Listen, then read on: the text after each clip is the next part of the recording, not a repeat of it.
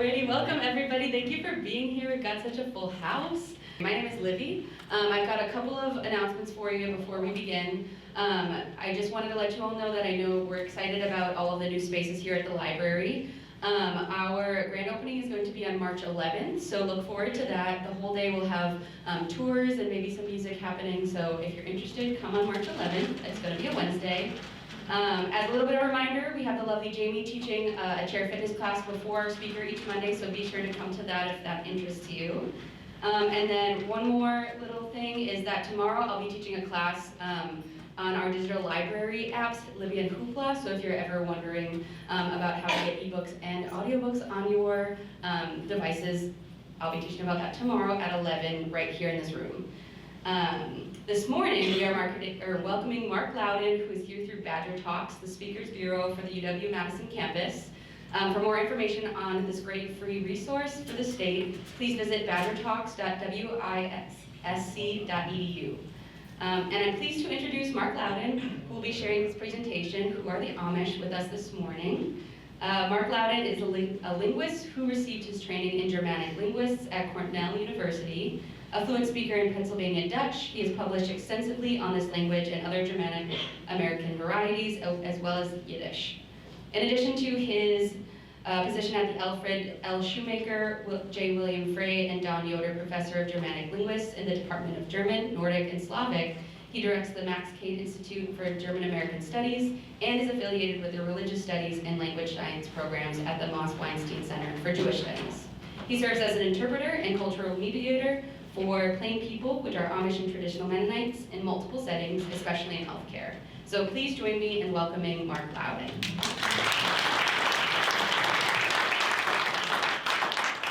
Well, thanks everybody for coming out today. Hopefully you can hear me okay. I've got the lapel mic on. Sounds good. I got my canaries in the back. We're giving me thumbs up. That's great. So I'm going to be speaking for about 45 minutes or so, and then I'm going to make sure that we have enough time at the end set aside for questions. I am actually not in a rush to get back to Madison, so we can go beyond 11 o'clock if you want. Apparently, if you need to leave at 11, of course, feel free to move on. Don't be bashful about that, but the room is not occupied until this afternoon, so I'm happy to answer any questions that you might have. When I talk about the Amish, I anticipate a lot of the questions that folks will have, but I can't anticipate everything that people would be curious about, and so I really want to make sure that you get the opportunity to ask any questions, either based on something that I've shared or something that I haven't shared that you've always been curious about. So we're going to start off with a little bit of a historical perspective. The Amish are one of the most visible and well-known religious subgroups, and we could really say cultural subgroups in the United States and Canada today. It seems like everybody, you say the name Amish, they have some sort of notion about who these people are. They think of horse and buggy, limiting technology, dressing sort of distinctively. The Amish population is limited just to the United States and Canada. It's around 400 to 500,000 today. But their population started off with only a few 300 years ago, when they first started migrating to the United States, or actually colonies in those days. But they have the distinction of being the fastest growing group of human beings on the entire planet. So there are other conservative religious communities that have the same growth rate, but there's no human population on the entire planet, not just in North America, that's growing faster than the Amish. They have on average between 6 and 7 children per family, and they have about a 90% retention rate. And most of the kids that are born to Amish moms are born healthy, right? So infant mortality rates are fairly low, and maternal mortality rates are actually quite low too. One thing that Libby, thanks for the nice introduction, Libby mentioned was that I do a fair amount of outreach work related to healthcare. I'm actually a certified medical interpreter and also a court interpreter. But I do a lot of, it's language work, but it really is just kind of serving as a cultural intermediary. And I work with a number of healthcare facilities across the state. You may be, actually, I'm from time to time with Gunderson, but you might have heard of the Lafarge Clinic, which is part of Vernon Memorial Health, located in Lafarge, which is in Vernon County. It's a wonderful facility that has a very, very large Amish patient population base. So the Amish were a very, very small percentage, still a small percentage of the United States population, but in terms of just actual raw numbers, quite small, until about the middle of the 20th century. So we're coming up on, maybe 75 years that the Amish really, the population has grown fairly dramatically. It wasn't really until after the Civil War, so the decades after the Civil War, that popular attention was kind of focused on the Amish. Before that, before the Civil War, it was mainly people that lived in rural Pennsylvania, Ohio, and Indiana, where most of the Amish population was and still today is concentrated. But I've given you a few screenshots here of newspaper items that started appearing in this kind of second half of the 19th century, the beginning of the 20th century. And you'll notice that these are just simply headlines here, that really what kind of attracted the attention of outsiders then as today are superficial aspects of the Amish. So for example, this one in the upper left there, it says, "A curious people in Ohio." Why are they curious? They bang their hair, which I had to kind of think about that. We don't use the word bang that way too, but it means having bangs, right? And then wear Mother Hubbards. I did have to look that one up. Anybody here know what a Mother Hubbard is? Dress. It's like a house coat, yeah. So it's basically it's a dress, but it's mostly kind of like for working at home. So that's what a Mother Hubbard is. Refuse to make oaths. Amish people giving trouble to tax assessors. This gives us a sense of a little bit of perhaps conflict, right, between the Amish and outside authorities. And then on the right there, keep most of the old ways, yet the Amish people show some changes toward the customs about them, have scattered widely. And get this, buggies are becoming common among them. And this is around, you think about this, well wait, is this becoming sort of a new trend? Buggies were distinguished from wagons, right? So everybody's using horse-drawn transportation in 1908, right? But buggies were considered a little bit on the fancy side, on the progressive side. It was open wagons that people were referring to before there. Carpets are coming into use, wow, and buttons are seen. A few more recent things from the 20th century, a large focus on technology, right? And a lot of people think that the Amish as a group are kind of opposed to technology. We'll talk a lot about that in my presentation today, but I'll say right now they are not opposed to technology. They set limits on technology, right? So it's not that they're anti-technology. In fact, in terms of technology, Amish today, in terms of their lifestyle, are quite different than their grandparents and great-grandparents. In fact, pretty much every aspect of Amish life, except for their worship services and their religious faith, has changed and is constantly changing, just in ways that are not necessarily visible to outsiders, and at a rate that's perhaps somewhat slower than in the general population.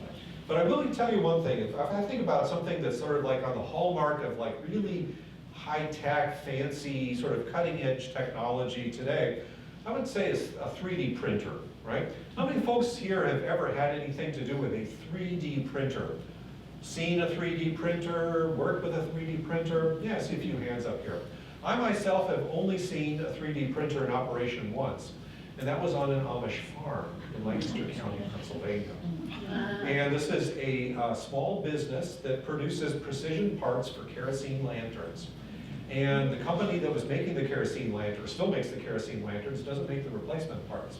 And the replacement part company went out of business many, many years ago. So the Amish said, well, we still want to have these kerosene lanterns and we don't want to just toss them out if one little piece goes bad. And so they consulted with folks who know something about 3D printers and producing precision parts, and sure enough, they recreated it. All run on generators, not on electricity. Pretty amazing stuff. Now, beyond sort of media attention, moving into something a little bit more, present day, we're all familiar, or many of us are familiar with so-called reality TV shows, right? I'll tell you right now, reality TV shows, including among the Amish, don't have a whole, they're on TV. They're not very realistic though, right? These are all pretty much staged. So for example, TLC, which sponsors the one that's now just started as like a couple months ago, called Suddenly Amish. TLC stands for the Learning Channel. I think I would change it to probably TEC, the Entertaining Channel, okay? Because it really isn't about sort of like edifying people. It's really just about entertainment. And the shows that are sort of Amish themed are basically fiction. I mean, they are fiction. The one that was one of the more popular ones, long-running ones, which is represented on the left here, Amish Mafia, is particularly off track because the Amish and Mennonites and related groups, I myself am a Mennonite, our churches are so-called peace churches, which means that we're pacifistic and non-resistant. We don't engage in violence under any circumstances. And the premise of that show was that there's a kind of Amish posse, right, or sort of like youth, armed youth group in Lancaster County, Pennsylvania, whose mission is to sort of defend their own. And the popularity of the show actually convinced a number of people, including not a few people, in Pennsylvania itself, that there really is an Amish mafia. And people like, for example, the guy on the far right of that image there, toting a sawed-off shotgun. Completely false. Now, all Amish families do happen to have firearms, but just for hunting purposes, right? Because they're avid outdoors people, right? But they would never use it in defense of, even in the face of very, very horrific attacks. So Suddenly Amish is the most recent one. Sins of the Amish, which is a so-called documentary. This is a little bit different. It focuses on stories of abuse. Now, if you Google anything about Amish, you'll find a lot of things that have to do with abuse, and specifically sexual abuse. Many of the stories are true, but they're very atypical, right? So it's the kind of thing where, if an Amish family is doing the laundry on Monday morning, and today Monday is a typical laundry day, that's not going to make it into the news. That's not going to make it into a newspaper. They're not going to make a reality TV show about it. But if there's an Amish person who's been arrested for sexual abuse, that's going to be considered newsworthy. So there's an impression that somehow abuse is rife among the Amish. It exists because they're human beings like everybody else, but the people on the front lines of dealing with abuse, so like social workers and law enforcement and the judicial system, all pretty much say anecdotally that the rates are much, much lower than in the general population. But you would never guess that. Now, I do a lot of presentations at public libraries. I absolutely love public libraries. My mom was a librarian. I just, particularly in my work, outreach work, I do about 50 outreach presentations a year. Most of those presentations, if they're not healthcare related, are in public libraries. And some libraries in little itty bitty towns. And these are amazing cultural centers. And so I like to chat with the librarians there about some of the interests that their patrons have in the Amish. And I regularly hear that among the most popular titles for patrons in public libraries are books like these, right? These are Amish-themed romance novels. And as a genre, as a literary genre, these have become extremely popular, right? They're very, very commercially successful. There are dozens of titles, new titles that appear every year. Now, the taste level is somewhat better than these reality TV shows, right? Because it's basically, sort of nice stories, fairly chaste romance novels that are sort of not, you've maybe heard the term to describe traditional Harlequin romances as bodice rippers. These are called bonnet rippers. But they're very, very popular. But again, think about it. If you were to sort of form opinions about a group of people, a culture, on the basis of romance novels written about them, again, it would be a little bit exotic, right? Because life is just not that racy, right? Even without the sort of the sex, right? That's built into sort of traditional romance novels. So they're not bad, they're tasteful, but they're not going to give you a really accurate depiction of Amish life. However, I will give you a recommendation. And because there is one author, just one, author of Amish-themed romance novels and historical fiction, who herself is an Amish woman. All the others are people that are not Amish, and to varying degrees don't really have a connection with the Amish. But Linda Byler, B-Y-L-E-R, is a bona fide Amish woman from Lancaster County, Pennsylvania, who is a very, very gifted writer. And so if people are asking for recommendations, Linda Byler's name is the one that I offer the most frequently. So where does the truth lie about the Amish? And that's what we're really here to talk about today. We're not talking about images and media depictions and that sort of thing. This is an image that's not taken from reality TV. In fact, this is a photograph that was taken of two young Amish girls in Lancaster County, Pennsylvania, who were not aware that they weren't posing for this. And this image was on the title cover of one of the really, really great books about the Amish from an objective point of view, but written by a scholar, but written for a general audience. So you don't have to be a specialist in, say, religious studies or history or anything like that to be able to get a lot out of the book. The title of that book is The Riddle of Amish Culture. And I really, really like that title because the Amish are a puzzle. They're a paradox. They are a riddle to a lot of outsiders, especially when it comes to technology.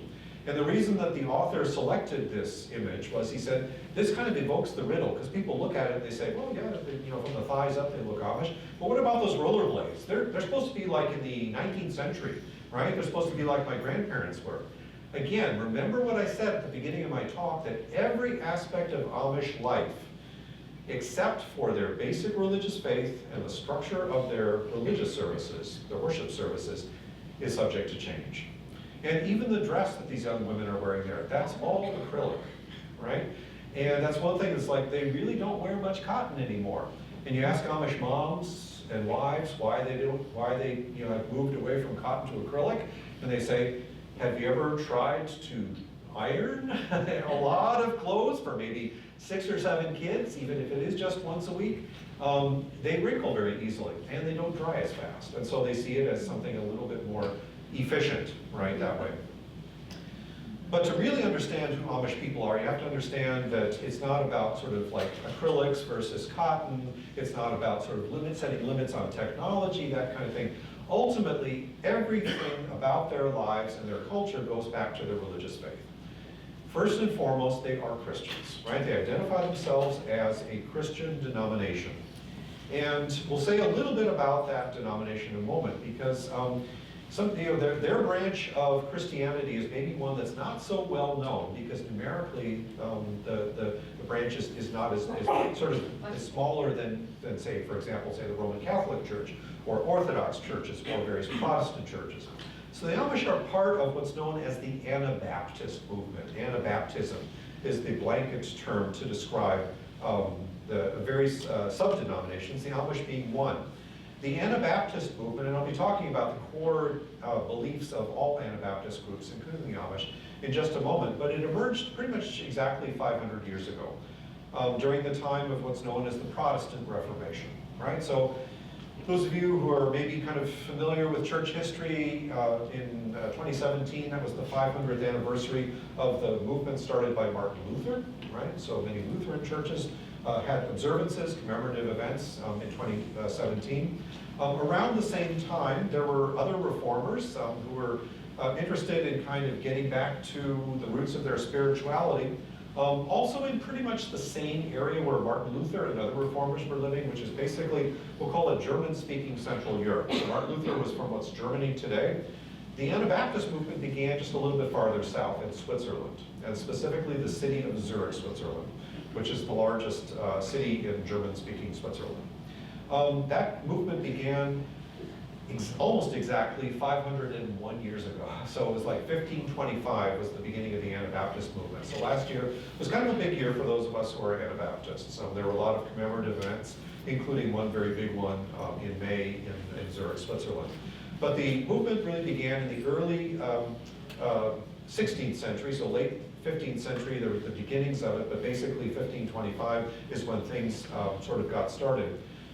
The oldest branch of the Anabaptist movement are known as Mennonites today. I've used that term, Mennonites. That's, for example, the church that I'm affiliated with.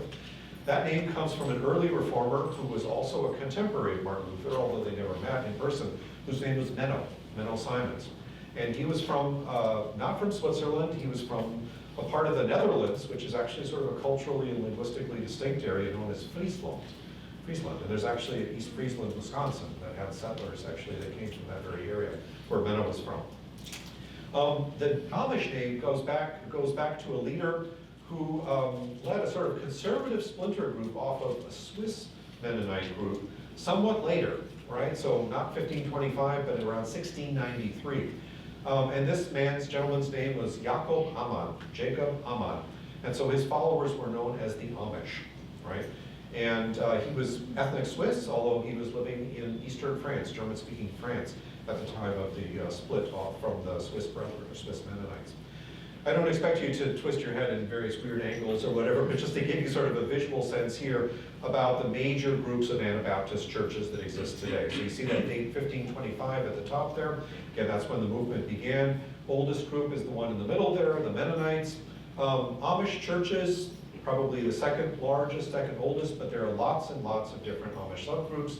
And even just the one group that we're talking about today, which are known as the Old Order Amish, the horse and buggy driving Amish, there are 40 different subgroups. And a lot of that diversity is present here in Wisconsin. I mentioned that traditionally Amish populations were concentrated in Pennsylvania and Ohio. Not surprisingly, they came to Pennsylvania first, and Pennsylvania and Ohio always have like 1 and 2 or 2 and 1 in the top populations. Indiana's third, but guess what? Wisconsin is the 4th largest population, Amish population. And there are now, as of just last year, actually fairly recently, 33 US states that have an Amish population. So 33 out of the 50, and then 4 Canadian provinces. There are also churches known as Churches of the Brethren. There's a group here in Wisconsin, there's a Brethren church that's Anabaptist. They're known as the Old German Baptists, or simply German Baptists. And then there's a communal group that's known as the Hutterites. And they live mostly in the prairie provinces of Canada, but also in the United States in the Dakotas, Montana, and a little bit of northwestern Minnesota. So I say the Anabaptist movement began 500 years ago last year, so we just celebrated the 501st anniversary on January 21st this year. This is a screenshot of Zurich, Switzerland, which is where the movement began. And we know a fair amount about Menno Simons, including what he looked like. We know very little about other early Anabaptist leaders because basically all of the others were martyred. They were murdered for their faith. Menno Simons was sort of distinctive because he was really the only prominent leader that died a natural death, right? And there are still Anabaptists living in Germanic Central Europe, including Switzerland today, but many were driven out because of religious persecution. And even today, you don't have to worry about necessarily having your children taken from you, your home taken from you, and being threatened with execution, burned at the stake, or tossed in, like, for example, that river that we just saw in Zurich. These are all real stories. They don't have to worry about that today, but all Anabaptists remain pacifist, right? And even though Germany, for example, no longer has mandatory military service, Switzerland does. Even though Switzerland really doesn't fight wars, but it's a very, very militarized country. And so it's very difficult there's no conscientious objection exception. And so they have to go through all kinds of hoops to do other forms of alternative service so that they don't have to bear a weapon in military training. Very, very difficult there. So Anabaptist groups fall into sort of 2 categories, what we call plain and non-plain. So all Amish are plain, and the term plain goes back to when the Amish and Mennonites and related groups first migrated to the American colonies, which was in Pennsylvania. Pennsylvania, you may know, was a Quaker colony, right? William Penn, the proprietary owner, his family owned Pennsylvania, was himself a Quaker. And Quakers share a lot in common with Anabaptists, right, including the peace church aspect. They developed in England, whereas the Anabaptist movement originally began in Germanic Central Europe. And so if you can imagine, sort of like the Quaker Oats guy, right, in the box, he looks a little bit Amish, maybe without a beard, is that Quakers were traditionally also plain dressers, right? They dressed and groomed themselves distinctively and lived modest lifestyles. The term that they used to describe the way that they dressed and groomed themselves and the way that they lived was plain. And the opposite of plain would be fancy. And so that term was kind of taken over by Amish and Mennonites who had very, very positive relations in colonial Pennsylvania with the Quakers. In fact, certain aspects of Amish dress today are actually adopted from the Quakers, right? So most Quakers are not plain today, but they originally all were. The Old Order Amish, that horse and buggy driving Amish group that I mentioned before, is the largest plain group in Wisconsin. There are also plain Mennonites, Old Order Mennonites, and other conservative groups. Old Order Mennonites also use horse and buggy for transportation. But unlike the Amish, they have electricity from the grid, and they have landlines in their homes, rather than, say, in phone shanties. Mentioned before, the Amish population is about 400,000. We can boost that number as of just very recently to 33 US states and 3 Canadian provinces. Amish population is about 26,000 in Wisconsin and about 5,000 Old Order Mennonites. I'll show a map where they're concentrated in the state, and some of these German Baptists. This gives you sort of a diagram of sort of plain Anabaptists versus non-plain Anabaptists. So for example, I would be in the kind of pink section there, right? That non-plain Anabaptist, the church that I belong to, doesn't have a dress code per se. We don't set any limits on technology. Very, very few differences, no outward differences between us and the larger society. But among the Amish, right, they're all plain. Hutterites, the communal society that I mentioned, is there. Traditional brethren groups, including the German Baptists, and then the Old Order Mennonites would be Mennonites who are plain.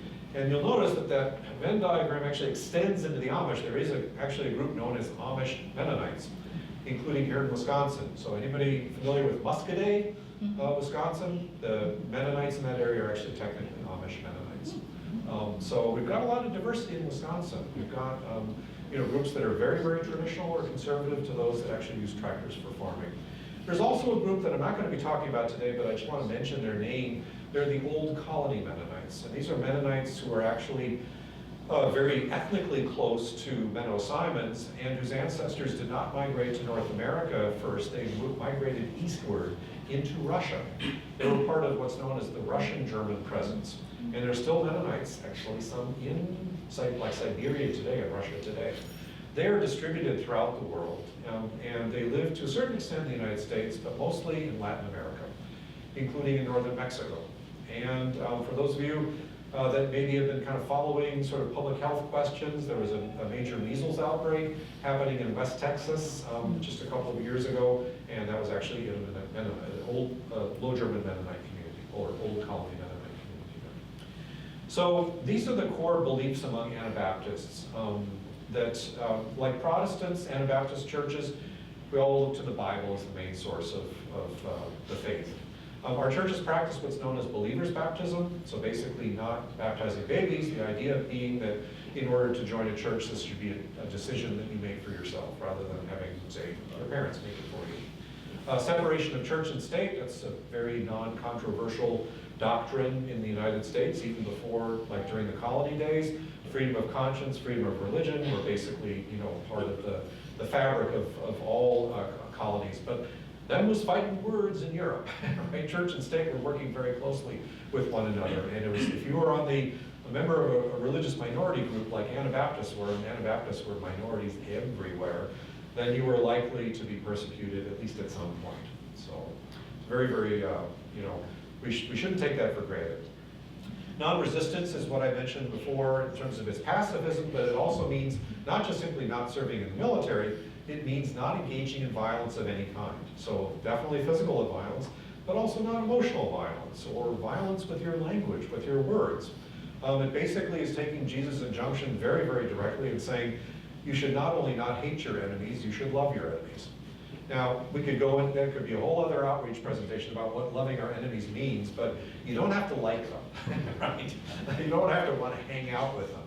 But you do are called, if you're going to follow your love for enemies, you're called to want the best for them, right? And this is a value that is very much at odds with a lot of mainstream society today, right? Especially in, say, political spheres. A lot of people feel uncomfortable with the question of loving everybody, including one's enemies. Anabaptists all practice what's known as discipleship, which is basically not just living your faith, like thinking about your faith on Sunday mornings during worship services, but it's sort of how you live your life, how you interact with your neighbors, definitely how you raise your family, interact with your spouse, how you interact with people who are different from you, like members of other communities. And the cardinal virtue that Amish and other Anabaptists would say that they strive to uphold is humility, being a humble person. And they would say, well, the role model that we have is Jesus, right? How Jesus lived his life and the teachings of Jesus. Traditional Anabaptists also, all Anabaptists believe that probably we're always going to be on the outs with a lot of mainstream society, certainly in terms of a lot of values. I just mentioned politics as being something that tends to run counter to kind of traditional Anabaptist practices. Nonconformity is also something that traditional Anabaptists, like their Quaker friends many years ago, sort of said they need to kind of identify outwardly to sort of make a sort of a statement, a subtle but nonetheless visible statement that you're on a somewhat different wavelength. Not that you're better, but that you have sort of a different approach to kind of maintain some distance, not necessarily from the world concretely, but from the values of the world, especially materialism and competition. And then finally, Anabaptist groups look to as sort of a model for how you kind of live faith together, is the early church, which would be sort of like what happened immediately after Jesus' death. So as described, for example, in the New Testament book of Acts. So looking after the most vulnerable of society. What this kind of leads to is what I call a culture of community. You can't be an Amish hermit. You cannot be an Amish individualist. It's very much a we-us society rather than an I-me society. As a community, they tend to be very self-reliant, not individually self-reliant, but in terms of like saying, we should be able to take care of our own. And that has a very, very tangible consequence in that they, on religious grounds, refuse to accept any sort of government assistance. So like earned income credit, right, from when they pay their taxes, they decline to accept that. They decline to accept Social Security benefits, right, because they say we should be taking care of our elders ourselves. They also decline to purchase private health insurance, right, which is tricky because self-pay patients are probably the most vulnerable patient population in large-scale healthcare networks, and that's something that I've had a lot of experience with. It's very challenging. The culture is also accountability, meaning like you're accountable to your fellow members of your community, right? So you have to kind of, think about what you're doing and the impact that it has on others before thinking about yourself. Practicing forgiveness, recognizing that every single human being is imperfect and that we make mistakes all the time. Many, like daily little mistakes, and on occasion some big mistakes. So forgiveness is a very important kind of virtue to practice. What does forgiveness actually look like? Well, it's very different from the way that a lot of people in the mainstream understand it. It's not forgetting, but it's working on rebuilding relations. And then finally, caring for others and practicing mutual aid. So this is a map that's very current that shows the Amish and Old Order Mennonite settlements, horse and buggy driving Mennonite settlements in the state. As you can see, in this part of the state, we have lots of Amish in this area. So basically, central and western Wisconsin has the concentration of Amish. Vernon County, which I mentioned before, has the largest Amish community, which is the Cashton community, so near Westby. But really across the state, most of Wisconsin counties do have an Amish community. And just really, the older Mennonites are pretty much located in Clark and Taylor counties and then down in the southwest in Grant County. This is another chart where I don't expect you to tilt your head or look at it. I just want you to kind of look visually at the colors here. This is a screenshot that's taken from a very good Wikipedia page that talks about the Amish relationship with technology. And I mentioned before that there are at least 40 different subgroups of Amish. None of and those 7 sort of core aspects of the Amish, of the Anabaptist faith, there's no variation there. Where there's variation is in terms of lifestyle and in terms of adopting certain aspects of technology. So on the far left of this chart here, you'll see a box that says affiliation. That's basically a sort of a formal term to describe Amish subgroups. And we've only got about 15 to 20 listed here. As I mentioned, there are about 40, actually more than 40 nowadays. The groups at the top would be the more conservative or traditional groups, and the groups toward the bottom of that column on the far left would be the most progressive, right? And if you kind of follow the columns after affiliation from left to right, these are various aspects of technology where there have been differences of opinion. Not conflicts of opinion, but just simply differences of opinion. So the vast majority of Amish decline to use tractors for field work. So they're basically, if they're cultivating fields, practicing farming, then they're cultivating their fields using draft horses, right? Now, many Amish groups will actually use tractors for belt power, right? For powering tools and that kind of thing, for the PTO shaft, but not for field work. There are a couple of groups that do accept it. Like, for example, that would be the green on the bottom there where it says yes, but most decline that. Now, if we go to the far, far right of that chart here, we see mostly green and just a tad yellow. That says motorized washing machines. This is where Amish women have put their foot down. They basically said the difference between having a motorized washing machine and not is huge because you're looking at washboards. And washboards, again, it's just not practical when you're doing laundry, even if it is just one day a week, doing laundry for about 10 people, right? And so they're not fancy washing machines, but they're nonetheless motorized.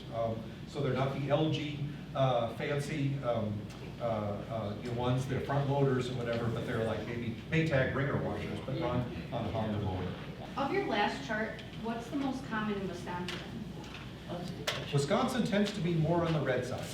So most Amish, but there are some groups that are way down on the far. Ashton, for example, is the largest community. It tends to be on the more conservative side. They would be to the left of the inside flush toilet. They typically have privies or outhouses, right? So they don't have pickup balers either. Many of them do have mechanical refrigerators, mechanical milkers, some bulk milk tanks, I believe some propane gas definitely. So that's kind of where Cashton stands. But as I say, there are some groups that use tractors for field cultivation, and then there are groups that are at the top where it's mostly no. There's so-called Schwarzentruber Amish. They live near Viroqua, so it's actually not that far from there, among other places in Wisconsin. There are Schwarzentrubers here. Schwarzentrubers are the most conservative. But it really is a range in Wisconsin. But most tend to be, let's say, sort of on the more conservative side. Wouldn't the Clark County one, Clark County be more conservative? Clark County? Yeah, like Loyal. It varies, yeah. But in general, yeah, Loyal definitely. Those are Schwarzentrubers Yeah. actually there. Yeah. And there are also many Mennonites also That's true. as well. So let's talk a little bit about this non-resistance question here. And this is an image, a postcard image that is inspired by a true story that happened in these early days of very, very severe persecution of Anabaptists. And the man that's represented on the left there was named Dirk Willems. He was a Dutch Anabaptist leader. So he's a contemporary of Menno Simons. And he, like a lot of Anabaptists of his era, was arrested, Anabaptist leaders, was arrested and told to recant his faith under punishment of death. And he said, I'm sorry, I'm not going to recant my faith. This is what I believe. And so he was sentenced to death. Under circumstances that are not exactly clear, he escaped from his prison. And you can escape, right? But you can't fight back. And so he ran over an area that at the time was winter and fairly frozen. It was kind of a marshy area. And it was quickly discovered that he had escaped. And so there were jailers that were pursuing him. And one of those jailers crashed into the ice. And so what did Dirk Willems do? He stopped, turned around, ran back, and saved that man's life. And so what was his reward after that? He was rearrested and he was executed about a week later. Now the moral of that story, which is told to basically all Amish and Mennonite kids, is not that Dirk Willems should have kept running, but that Dirk Willems did what he was called to do as a Christian. And that's setting the bar very, very high. Sadly, and kind of unusually, the worst act of violence ever committed against Amish people was not 500, 400 years ago. It was about 17 years ago in Lancaster County, Pennsylvania. This was one of the more notorious school shootings. It was known as the Amish would refer to it as the Nickel Mines incident. And it was in that schoolhouse, which was shortly after the incident destroyed, a mentally very, very disturbed gentleman who had been making a lot of preparations to do some really horrible things, who lived in close proximity to Amish and Mennonites. He himself was not an Amish or Mennonite. Without knowledge of his family, he had a wife and 3 little kids, went into the schoolhouse with high-powered weapons, firearms, sent all the boys out, sent the teacher, there was a pregnant mom there that day. There was one first grade girl who sort of snuck out with the boys. She had just started first grade and didn't understand English yet. And so there were 10 girls left, and the 10 girls were arranged. He told them to stand in front of the blackboard. He shot each one of them execution style. And 5 were killed on the spot. The 6th died about a year ago from her injuries after many years of disability. And the thing that really struck the world, obviously, was like the most innocent of the most innocent. We're talking about little girls, right? Who are members of a community that is pacifist, right? Being murdered in cold blood in their schoolhouse. By sundown that evening, a small delegation of Amish community representatives, not family members, survivors, but of people that were from the community, went to the shooter's family. He ended up taking his own life. It was all done within like 45 minutes by the time the SWAT team came. And so, you know, by late afternoon, this delegation of Amish people came and expressed their sympathy with the family and say, you're suffering too, because what your loved one did was something that obviously you don't condone. We just want you to know that we don't hold anything against you. And we forgive him for what he did. We don't excuse it, we don't condone it, we'll never forgive it, but we're not seeking revenge. And so there were, in the wake of this so-called Nickel Mines incident, there were millions of dollars of donations that came from across the country and around the world for the medical and burial expenses of those girls. And the steering committee that was set up of Amish managers basically said a certain percentage of that fund will be set aside in perpetuity for the children of the shooter, right? Because there wasn't enough. So that story has been told in numerous ways. It's called sort of the book that I recommend the most, maybe in this library, maybe accessible. It's certainly accessible through interlibrary loan. Amish Grace, Forgiveness Transcending Tragedy. So talking about sort of economic the side of things, in a place like Wisconsin, you think that Amish all live in rural areas. In fact, across the country, Amish are rural folk, except for Sarasota, Florida. Anybody ever been to Sarasota? That is the only urban Amish community. And it was started by Amish snowbirds about 100 years ago. And it's because they want to get out of, so many of them want to get out of the cold north at this time of year too. So Sarasota's hopping this time of year with Amish and Mennonites. But it's actually a year-round settlement as well. But most Amish do live in rural areas, but it comes as a surprise to a lot of folks that most Amish do not depend on farming as their main source of income anymore, because it's just too hard to have small-scale, family farming anymore in the wake of sort of corporate agriculture. So basically, all Amish will have pretty amazing gardens and may raise produce and may sell produce. And there's a greater percentage of Amish that are doing dairy farming than in sort of the general population. They're able to make a go of it better than a lot of other folks, mainly because their debt ratio tends to be fairly low. But by and large, most make their income in a diverse way and through businesses. So things like pallet shops, furniture shops, bulk food stores, garden centers, craft stores, that kind of thing. There are many carpentry crews that are Amish run, so they're building homes. They're even building homes with electricity, even though they wouldn't use electricity themselves. Doing roofing, cabinet making, that kind of thing. So it's very, very economically diverse and very successful. Community life, as I mentioned before, Amish are just not hermits. And when you think about if you have, like, say, 5 to 6 siblings in your family, there's not going to be a whole lot of private space. You're not going to have your own room, pretty much guaranteed. You probably won't even have your own bed. You may have, like, your own couple of drawers and a dresser or something like that, but there's just a lot of togetherness. That makes sort of outsiders a little bit uncomfortable, but let me tell you, Amish elders really appreciate having a community around them. There are no retirement communities for Amish people. There are no nursing facilities for Amish people. If they need skilled care, they take care of their own at home, right?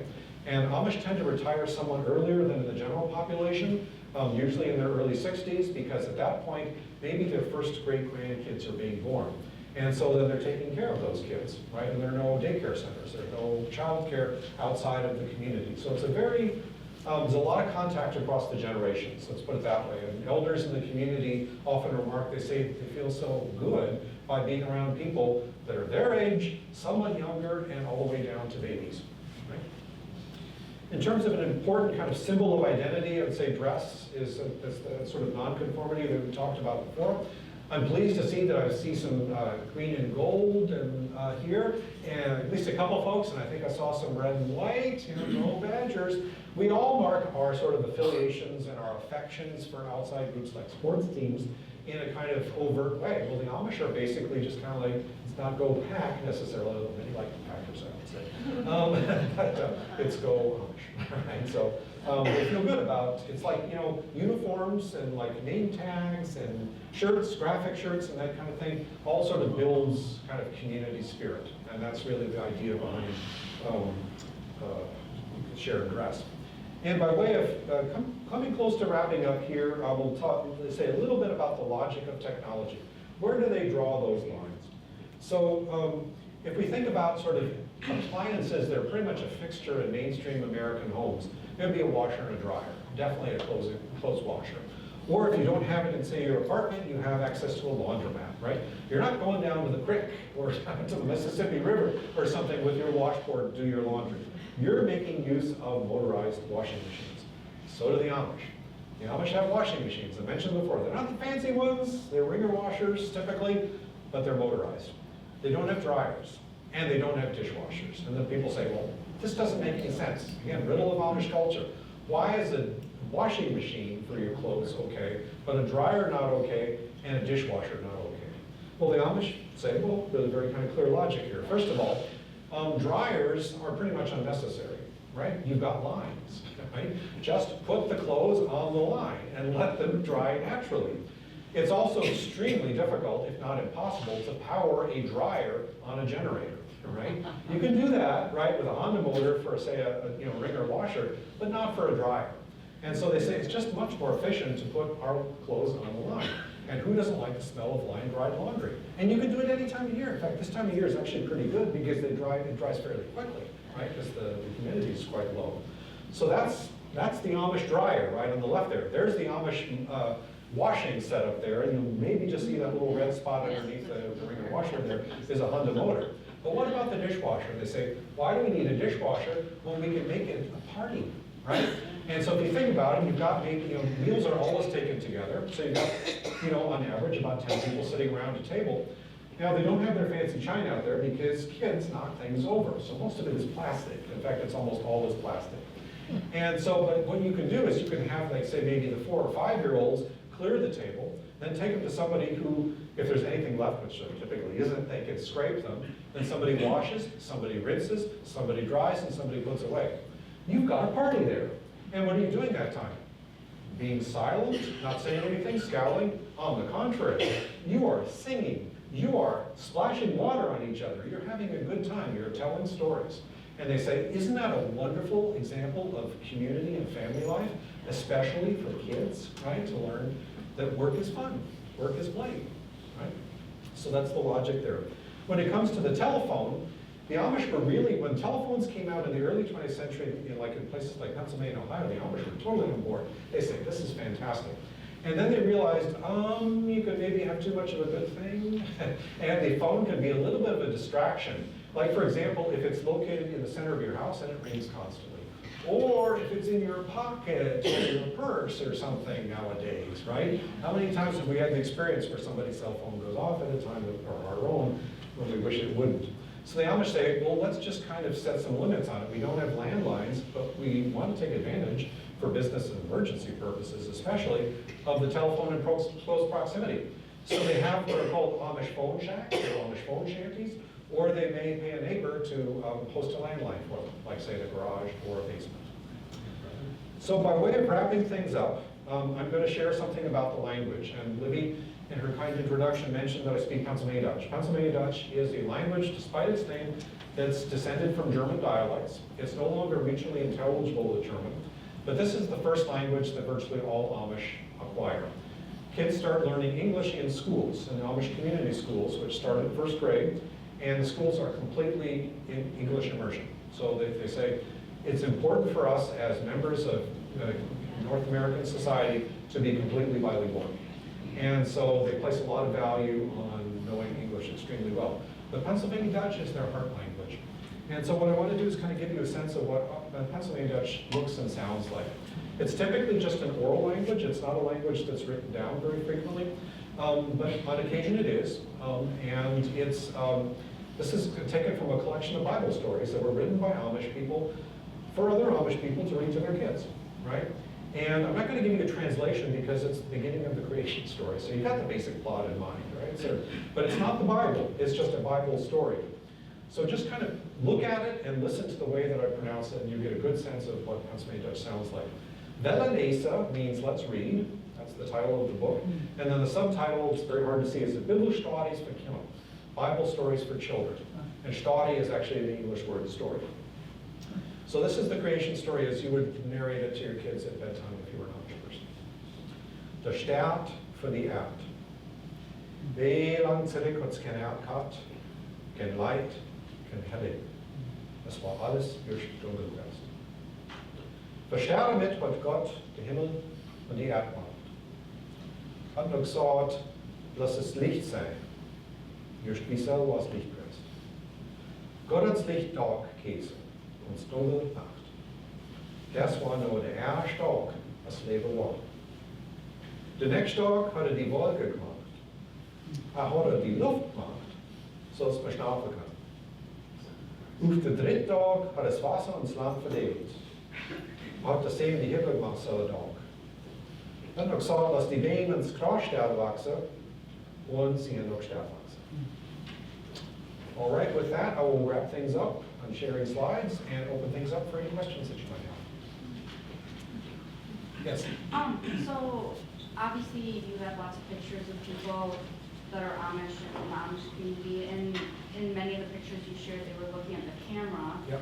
And I just remember years and years ago, working in a rural hospital, they said that they did not like that we were told they didn't like their picture taken. So I was just curious, I mean, obviously you said things evolve and change. Is that part of that? Like, do they like photos now? As a group, they tend to decline to pose for photography. They wouldn't run away if there's a camera in front of them, but they tend to not pose for photography because they would say that opens the door to being vain or for vanity purposes. So they typically don't permit that. With kids, it's a different story because they say kids by definition they can be sort of silly or naughty, but they can't be sinful. They can't be vain. So they tend to be a little bit more flexible with that. Young people are also a little bit more flexible. But most pictures are sort of like not posed photographs. But as a rule, they prefer not to. In the same way that I would feel uncomfortable if I went out to get my newspaper, not having showered or shaved or whatever in the morning, and somebody's standing with a camera thinking it's cool to see Mark Louden, not shaved or showered or something, getting his newspaper. So they just tend to value their privacy a little bit too. So, yeah. Yes, sir. What version of the Bible were they told by? Just one? No, so basically the translation of the Bible that they use in worship services is the translation that was actually produced by Martin Luther. And the reason that they accepted that was not the original translation that they used when they were in Europe, but it became much more practical to use in the United States because many other German Protestant churches were publishing, and still today actually, the Luther translation of the Bible. So mostly Lutherans. So it's just simply more readily available. So they prefer the Luther translation of the Bible in their worship services. As far as English translations, if they had a preference, they would say King James, but they don't. They use that for study purposes because it's not used. Their worship services are all conducted in German and Pennsylvania Dutch. Other families will use other translations, but there's no sort of like, you have to use this translation or the other one. As I say, they just tend to prefer the Martin Luther translation because that's the one that's been most widely available. Yes, sir. I have a question. What tradition says about divine, the community, and the role of ethics, healing? Is there anything about the illness and the healing of illness? There is something about it. So something about their health culture, it's a great question. So health culture is the term that I use to describe how they understand health and well-being and how they access healthcare. So basically their approach to healthcare and health and well-being is very similar to their approach to technology. So they say if at all possible, if we could avoid elaborate surgical and prescription drug interventions, that would be preferred, to go with the so-called natural route. They tend to be very open to complementary and alternative medicine, so like vitamins and supplements and diet and exercise, that kind of thing. That being said, there really is no limit on any kind of formal medical interventions on religious grounds. The only exception being elective abortion. They would not condone that. So, they do experience genetic disorders, certain genetic disorders at a great rate than the general population. So many go for genetic testing and partner with researchers with genetic disorders because they realize that this is something that's not only going to benefit their family, but also the greater community.